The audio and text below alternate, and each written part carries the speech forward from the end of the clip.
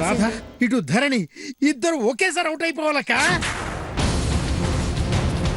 Permanent గా ఇంట్లోంచి ఇద్దరిని మంగళహారతి పాడి పంపించేయాల్సిందే. నాతో నా కూతురుతో పరాచకాలా?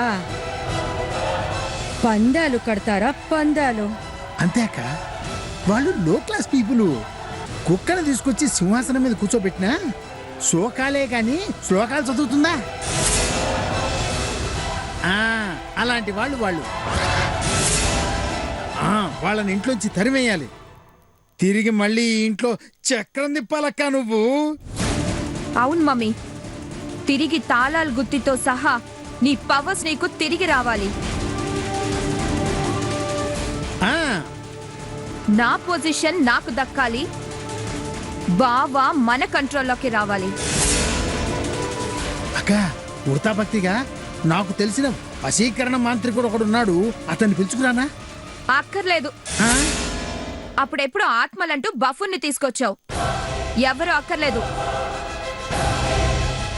మమ్మీ పథకం వేస్తుంది, నేను అమలు చేస్తాను.